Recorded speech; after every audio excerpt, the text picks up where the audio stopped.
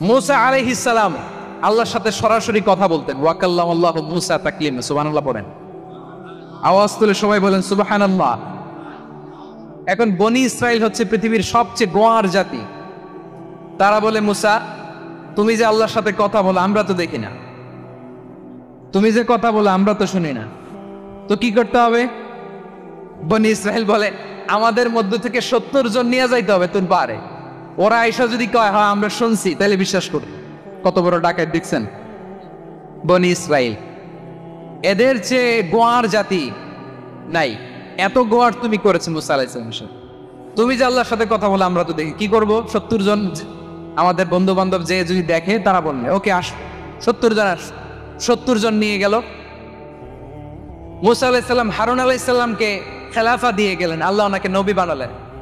মুসা আলাইহিস সালাম বললেন, হারুন খবরদার বনি ইসরাইলের মধ্যে তাওহীদের বাণী প্রচার করবা, ঐক্য ধরে রাখবা, বিচ্ছিন্ন হতে দিবা না। চলে গেছে। এইদিকে বনি ইসরাইলের এক দুষ্ট লোক ছিল, নাম সামিরি। কি নাম? সামিরি। সে সবাইরে বলল তোমাদের স্বর্ণগুলো ফালাও। স্বর্ণগুলো ফেললো। বনি ইসরাইলের স্বর্ণগুলোকে গলিয়ে সে একটা গরুর বাচ্চা বানালো। গোবৎস। কিসের বাচ্চা? দেখেন গরুর পূজা কিভাবে শুরু হয় পৃথিবীতে প্রথম। গোবৎস পূজা, গরুর বাচ্চার পূজা কিভাবে। সে স্বর্ণগলি গরুর বাচ্চা করে জিবরাইল আলাইহিস সালাম যে জামিনে এসেছিলেন, ওই ফেরেশতার পায়ের নিচের একটু মাটি সে বুদ্ধি করে প্যাকেটে রেখে দিছি। সে গরুর বাচ্চা বানায় স্বর্ণ দিয়ে গলিয়ে ওই মাটি এটার মধ্যে ঢুকাই দিছে বেলকি দেওয়ার জন্য। স্বর্ণ দিয়ে বানানো গোবৎস গরুর বাচ্চার গায়ে যখন সেই মাটি ছুঁড়ে দেয়া হলো, এখন বাছুরের ভেতর থেকে ভ্যাঁ ভ্যাঁ আওয়াজ আসতেছে। কি আসতেছে? সবাই তো অবাক। সামেরি বলে, আরে তোমরা যে 70 জন দিয়ে মুসা আলাইহিস সালাম রে পাঠাইছো, ওইদিকে এত ঘুরতেছে, আল্লাহরে খুঁজে পায় না, আল্লাহ তো এটার ভিতরে ঢুকছে। নাউজুবিল্লাহ বলবেন না? তোমরা যে 70 জন দিয়ে পাঠাইলা, 70 জন নিয়ে মুসা আলাইহিস সালাম খালি ঘুরতেছে, আল্লাহরে পায় না। পাবে কেমনে? আল্লাহ তো নাউজুবিল্লাহ এটার ভিতরে। সেজদা দাও। এই সেজদা দিয়ে আল্লাহর নবী হারুন আলাইহিস সালাম বললেন, খবরদার, এটা সুস্পষ্ট শিরক। আল্লাহ সব গুনাহ মাফ করে, শিরকের গুনাহ মাফ করে না। খবরদার তোমরা থামো। কে শোনে কার কথা? এই যে যেমন এখন আমরা, আপনারা আমার কথা শুনতেছেন না? শুনতেছেন? হারুন আলাইহিস সালাম বললেন, খবরদার এই শিরকি কাজে তোমরা সংযুক্ত হয়ো না। তোমাদেরকে কি মনে নাই আমার ভাই মুসা আলাইহিস সালাম কি বলছে? আল্লাহ শিরক মাফ করে না। খবরদার শিরক করো না, আল্লাহরে ভয় করো। হারুন আলাইহিস সালাম তাদেরকে বুঝালেন, শিরক করো না, আল্লাহরে ভয় করো। শুধু এতটুকুই তিনি বুঝালেন, দাওয়াতি কাজ পালন করলেন, কিন্তু প্রতিরোধ করেন নাই, সশস্ত্র সংগ্রামে লিপ্ত হন নাই, বাধা দেন নাই। কারণ গৃহযুদ্ধ বেঁধে যেতে পারে। উনি ভাবলেন, আমি যদি আমার বাহিনী নিয়ে দাওয়াত দেওয়ার সাথে সাথে প্রতিরোধ করি, আক্রমণ করি, ওরাও আমারে আক্রমণ করবে, ব্লাডশিড হবে, রক্তপাত। এমন অবস্থা হবে বনি ইসরায়েলের মধ্যে, যেটা হয়তো আমার ভাই মুসাও কন্ট্রোল করতে পারবেন। সুবহানাল্লাহ কইবেন না? এক একজন নবীকে আল্লাহ তাআলা কি ইন্টেলেক্ট দিয়ে পাঠিয়েছেন। তিনি ভাবলেন, আমি দাওয়াতি কাজটাই করি, এটা যে হারাম এটা থেকে শুধু বারণ করি, কিন্তু প্রতিরোধ না করি। আমি যদি ঐক্য ধরে রাখতে পারি, বাকিটা আমার ভাই সামলে নেবে। সুবহানাল্লাহ। হারুন আলাইহিস সালাম প্রতিরোধ করলেন না। বনি ইসরায়েলের মধ্যে গৃহযুদ্ধ বেঁধে যাওয়ার আশঙ্কায় প্রতিরোধ করলেন না, আক্রমণ করলেন না, শুধু দাওয়াত দিলেন। ইন দা মিন টাইম মুসা আলাইহিস সালাম আল্লাহর সাথে কথা বলে যখন ফিরে আসলেন, দেখলেন বনি ইসরায়েলের অধিকাংশ লোক মুশরিক হয়ে গেছে। মুশরিক হয়ে গেছে। মুসা আলাইহিস সালাম রেগে গেলেন। রেগে প্রথমে বনি ইসরায়েলদেরকে অ্যাটাক না করে ভাইয়ের দাড়ি ধরলেন। হারুন আলাইহিস সালামের দাড়ি আর চুল। মেজাজি নবী ছিলেন। হারুন তুমি কি করলা? তোমার কি দায়িত্ব দিয়ে গেলাম, তুমি কি করলা? তুমি থাকতে বনি ইসরায়েল কেমন করে শিরকের কাজে নিমজ্জিত হয়ে যায়? সাইয়েদনা হারুন আলাইহিস সালাম বললেন, ইন্নী, কোরআন সাক্ষী, কোরআন থেকে কোট করছি, ইন্নী خشيت أن تقول فرقت بين بني إسرائيل ولم ترقب قولي। ও আমার ভাই, আমার দাড়ি ধরবেন না, আমার মারবেন না। আমি ভয় করেছি, আমি ভয় পেয়েছি, না জানি আপনি বলেন তুমি কেন খশিতু আন তাকুলা ফাররাকতা বাইনা বানি ইসরাঈল। আপনি এসে আমারে যদি বলেন তুমি কেন ঐক্য ধরে রাখলে না, কেন মারামারি হলো, কেন রক্তপাত হলো? তোমার কি এই দায়িত্ব আমি দিয়ে দিয়েছিলাম? আমার কথার দিকে কি তুমি ভ্রুক্ষেপ করো নাই? আমি যে বলছি তাওহীদের বাণী প্রচার করবা আর ঐক্য ধরে রাখবা, আমার কথা কি শোনো নাই? আপনি আমারে ধমকাবেন, এই জন্য আমি প্রতিরোধ করি নাই, আক্রমণ করি নাই, গৃহযুদ্ধ আটকানোর জন্য কিন্তু আমি দাওয়াত দিয়েছি। সুবহানাল্লাহ পড়েন। ঐক্য ধরে রেখেছেন। মুসা আলাইহিস সালাম মুহূর্তেই সামিরীকে আক্রমণ করলেন, অ্যাটাক করলেন, শাস্তি দিলেন। মুহূর্তেই ওই গোবৎস গরুর বাছুরকে ভেঙে চুড়ে মেসাকার করে সাগরের মধ্যে ভাসিয়ে দিলেন। পুরো বনি ইসরাইলকে আবার তাওহীদের উপর প্রতিষ্ঠিত করলেন। পড়েন সুবহানাল্লাহ। এই ঘটনা থেকে শিক্ষা কি? শিক্ষা হচ্ছে আপনি শিরকের আড্ডাখানা দেখলেও বৃহৎ স্বার্থে তাওহীদের দাওয়াত দিবেন, প্রয়োজনে আপনি ঐক্য নষ্ট করবেন না। সুবহানাল্লাহ পড়বেন না? তাহলে ঐক্যের গুরুত্ব বেশি না কম বলেন? আওয়াজ করে বলেন। ওয়াতাসিমু বিহাবলিল্লাহি জামিআ, আল্লাহর রশিকে আঁকড়ে ধরো। ওয়ালা তাফাররাকু, তোমরা বিচ্ছিন্ন হয়ো না। পেকুয়ার ভাইরা আওয়াজ করে বলেন তো আদেশটা কার? এখন বলেন আমাদের ঐক্যবদ্ধ জীবনের দরকার আছে না নাই? এই যে ডক্টর মোহাম্মদ ইউনূস আমাদের লিডার, উনি যে আমাদেরকে জাতীয় ঐক্যের আহ্বান জানিয়েছে, ওনার আহ্বানে আমাদের সাড়া দেওয়ার দরকার আছে না নাই? রাজনীতিবিদদের যে ডাকছে খুশি লাগে নাই আপনার? আলেমদের ডাকছে খুশি লাগে নাই?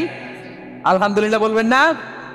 আলহামদুলিল্লাহ, সবাইকে ডেকেছে, ঐক্যবদ্ধ করেছে। আমরা ঐক্যবদ্ধ থাকতে চাই, আমরা ঐক্যবদ্ধ জীবন চাই, আমরা আর কাদা ছড়াছড়ি করতে চাই না। রাজি আছেন সবাই?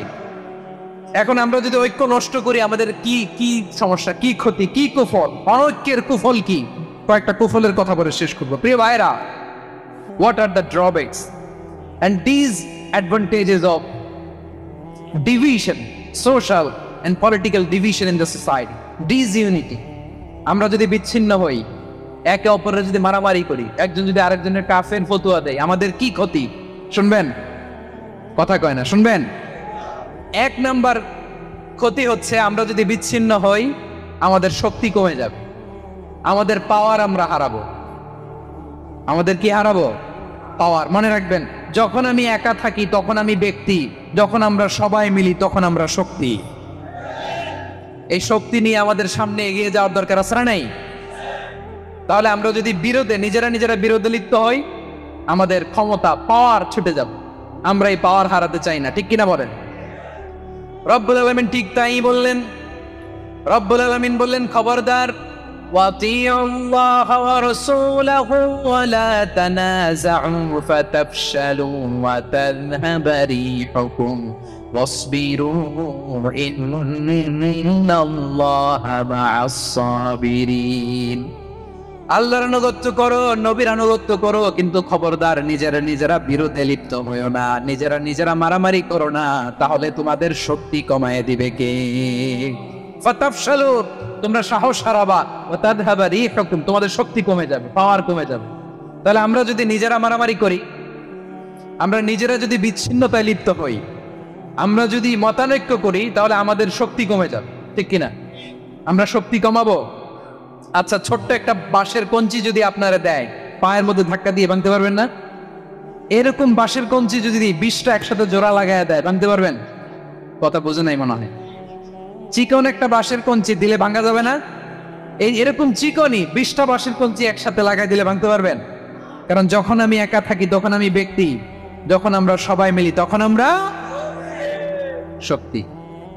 আমরা যেন শক্তি না হারাই। আমরা বিরোধে লিপ্ত হলে আমাদের শক্তি কমে যাবে। এই হচ্ছে 1 নম্বর ডিসঅ্যাডভান্টেজ। 2 নম্বর ডিসঅ্যাডভান্টেজ হচ্ছে আমরা নিজেরা বিরোধে লিপ্ত হলে অন্যরা আমাদের মাথায় কাঁঠাল ভেঙে খাইতে সুবিধা হয়। কথা বুঝেন নাই? আমরা যদি বিরোধে লিপ্ত হই তাহলে পরাশক্তিগুলোর সুবিধা, তখন আমাদের কাউকে দিতে হবে ট্রানজিট, কাউকে দিতে হবে সেন্ট মার্টিন, কাউকে দিতে হবে দেশের অর্ধেক। চিল্লায় বলো ঠিক কিনা? নিজেদের প্রবলেম সলভ করার ক্যাপাসিটি আমাদের আর থাকবে না। আমরা যদি বিরোধে জড়াই, আমার কলিজার টুকরা পেকুয়ার ভাইরা, আমরা বিরোধ করব না, আমরা বিচ্ছিন্ন হব না। নিজেরা বিরোধে জড়ালে পরাশক্তিগুলো আমাদের মাথায় কাঁঠাল ভেঙে খায়।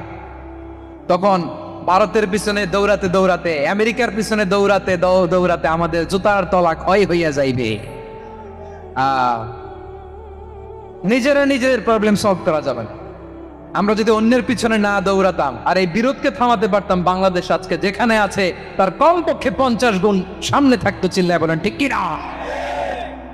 তাহলে 1 নম্বর ক্ষতি হচ্ছে আমাদের পাওয়ার লেস হয়ে যায়, আমরা দুর্বল হই যদি আমরা বিরোধ করি। 2 নম্বর হচ্ছে পরাশক্তিগুলোর সুবিধা নেয়। 3 নম্বর হচ্ছে আমাদের উন্নয়ন, দেশের উন্নতি, অগ্রগতি এটা স্থবির হয়ে যায়, এটা বাধাগ্রস্ত হয়। প্রিয় ভাইয়ের, ইউনিটি, ঐক্য হচ্ছে একটা দেশের উন্নয়নের মূল ভিত্তি। দুজন কইছে ঠিক, এদিকে এখন কয়েকজন কইছে ঠিক। ঐক্য হচ্ছে একটা দেশের, জাতীয় ঐক্য হচ্ছে কোন দেশের উন্নয়ন অগ্রগতির মূল ভিত্তি। ঠিক কিনা বলেন? Unity, unity of a country, এটা হচ্ছে একটা সাস্টেইনেবল ডেভেলপমেন্ট, সোশ্যাল স্টেবিলিটির জন্য এটা অনেক গুরুত্বপূর্ণ। এজন্য বিরোধের কোনো স্থান আমরা দিব না, আমরা ঐক্যবদ্ধ থাকবো ইনশাআল্লাহ। বলেন, আর কখনো কাউরে কাফের বলে গালি দিবেন? তুই জাহান্নামী বলবেন?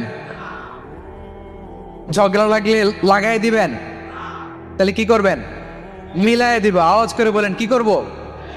প্রিয় ভাইরা, এই বিরোধ গত 50 বছর তো আমরা দেখেছি, ধর্মীয় অঙ্গন বলেন, সামাজিক অঙ্গন বলেন, রাজনৈতিক অঙ্গন বলেন, এই বিরোধ আমাদেরকে শেষ করে দিয়েছে। এই 24-এর ছাত্র নাগরিক অভ্যুত্থানের পরেও যদি সেই বিরোধ আমাদেরকে খায়, তাহলে এতগুলো তাজা জেনজির রক্ত বৃথা যাবে। চিল্লায় বলো ঠিক কিনা? আমরা এই রক্তগুলো কি বৃথা দিতে চাই না, বৃথা যেতে দিতে চাই না।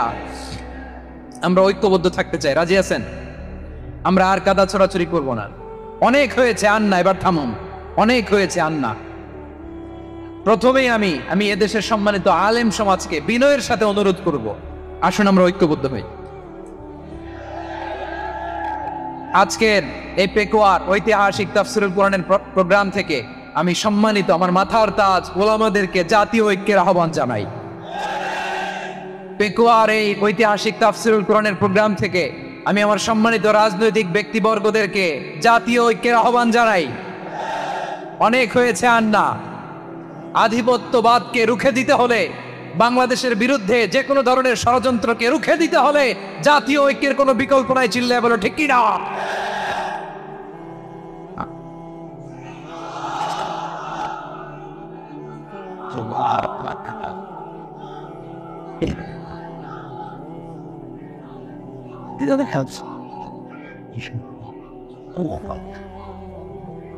আমার প্রিয় ভাইয়েরা, আমার ভাইয়েরা, আর কাদা ছড়াছড়ি করবো না ইনশাআল্লাহ। বলেন আল্লাহুম্মা ফারশাদ। আল্লাহ তুমি সাক্ষী থাকো, আল্লাহ তুমি তৌফিক দাও। আওয়াজ করে পড়েন আমিন। আর একে অন্যকে কাফির বলে গালি দিব না। ঠিক কিনা বলেন? রাজি আছেন? ধ্বংস করে দিয়েছি আমরা আমাদেরকে। আপনারা হালাকু খানের নাম শুনেছেন? মঙ্গল অধিপতি হালাকু খান বাগদাদের আমাদের বিশাল দারুল হিকমা লাইব্রেরিকে ধ্বংস করেছে। 10 লক্ষ মুসলমানদেরকে কচুকাটা করে গণহত্যা করেছে। জানেন, আমাদের সভ্যতা সূতিকাগারের কেন্দ্রবিন্দু ছিল বাগদাদ। ইরাকের বাগদাদে যেদিন সে রক্ত নিয়ে হোলি খেলা করে, রক্তের হোলি খেলা যেদিন হয়, ওই দিনও বাগদাদে বাহাস চলতেছিল। আমাদের বাহাস কি চলতেছিল? আপনাদের এলাকায় বাহাস আছে? এই প্রচলিত বাংলাদেশে যে বাহাস, এটার সাথে ইসলামের কোনো সম্পর্ক আছে? এই পর্যন্ত বাহাসের পরে পরাজয় বরণ করছে এরকম কোন দল আপনারা পাইছেন? আমি পাই নাই। প্রত্যেক দলই বাহাসের পরে সংবাদ সম্মেলন করে বলে আমরা জয়লাভ করিয়াছি, ওনারা পালাইয়া চলিয়া গিয়াছেন। আছে না নাই? কারণ সত্য জানার জন্য, সত্য মানার জন্য আসে না তো, নিজের জ্ঞান জাহির করার জন্য বাহাস করে। বিপক্ষ দলের আলেমকে ছোট করার জন্য বাহাস করে। এই বাহাসের স্থান ইসলামে নাই। চিল্লায় বলো ঠিক কিনা? এই সমস্ত বাহাসের দিন শেষ। ঐক্যবদ্ধ হওয়ার বাংলাদেশ। প্রিয় ভাইরা, হালাকু খান সে দারুল হিকমা লাইব্রেরি জ্বালিয়ে পুড়িয়ে এই সব দামি দামি বইগুলো, আমাদের দামি দামি ঐতিহাসিক তুরাসি ক্লাসিক বইগুলোকে দজলা নদীতে ফেলেছে। পুরা দজলা নদী কালো হয়ে গিয়েছে। 10 লক্ষ মুসলমানকে গণহত্যা চালিয়ে এই রক্তের বন্যা যখন দজলা নদীর পানিতে মিশে গিয়েছে, দজলা নদীর পানি লাল হয়ে গিয়েছে।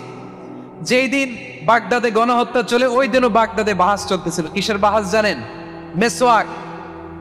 টান মারি থেকে করা সুন্নাহ, এটা আমরা জানি। এখন কি উপরের মারি না নিচের মারি, বাহাসের বিষয়। এই বাহাস করবেন আপনারা। বিশ্ব যখন এগিয়ে চলেছে, আমরা তখন বসে বিবি তালাকের ফতুয়া খুঁজেছি কোরআন হাদিস চষে। তালাক ইসলামের অনেক গুরুত্বপূর্ণ অনুষঙ্গ। তালাক কোরআনের একটা সূরা। কিভাবে তালাক হবে না হবে আমাদের ফুকাহায়ে ইকরাম, আমাদের আকাবিররা সব বলে গিয়েছে, সব জানা। আপনি হয় এটা মানবেন নয় ওইটা নিয়ে বাহাসের দরকার নাই, ওইটা নিয়ে মারামারির স্থান ইসলামে নাই। আওয়াজ করে বলেন ঠিক কিনা? এখন পেকুয়ার ভাইরা, শেষ কথা বলি, আওয়াজ করে বলেন আমরা ঐক্যবদ্ধ হতে চাই কি চাই না? চান? এই যে আমি বিনয়ের সাথে আলেম সমাজকে জাতীয় ঐক্যের আহ্বান জানালাম, এটার সাথে আপনারা সংহতি প্রকাশ করেছেন? বিনয়ের সাথে আজকের এই পেকুয়ার ময়দান থেকে আমাদের রাজনৈতিক নেতৃবৃন্দদেরকে জাতীয় ঐক্যের আহ্বান জানাই, আপনারা সংহতি প্রকাশ করেছেন? এখন এটা রোড ম্যাপ কি, কিভাবে আমরা ঐক্য প্রক্রিয়াতে এগিয়ে যাব? শেষ কথা বলি, একেবারে সহজ। আমাদের ওলামা মাশায়েখদেরকে, আমার মাথার তাজ, তাদেরকে আমরা বলি, এই যে আমরা ঐক্যবদ্ধ হই নাই, আমরা কি বড় কিছু অর্জন করে ফেলছি? বলেন, আমরা কি খুব পাওয়ার সম্মানের জায়গায় আছি? খুব স্ট্রেংথের জায়গায় আছি? তো কিছুই তো নাই। আপনি ঐক্যবদ্ধ হইলে সমস্যা কোথায়? এমন তো না ঐক্যবদ্ধ না হওয়ার কারণে এতদিন আপনার অনেক কিছু ছিল, ঐক্যবদ্ধ হলে আপনি হারাবেন, এমন তো না। তো কিছুই যেহেতু আপনার নাই, আমার নাই, ঐক্যবদ্ধ হলে আপনার সমস্যা কোথায়? ঐক্যবদ্ধ হয়েই দেখি না, ঠিক কিনা?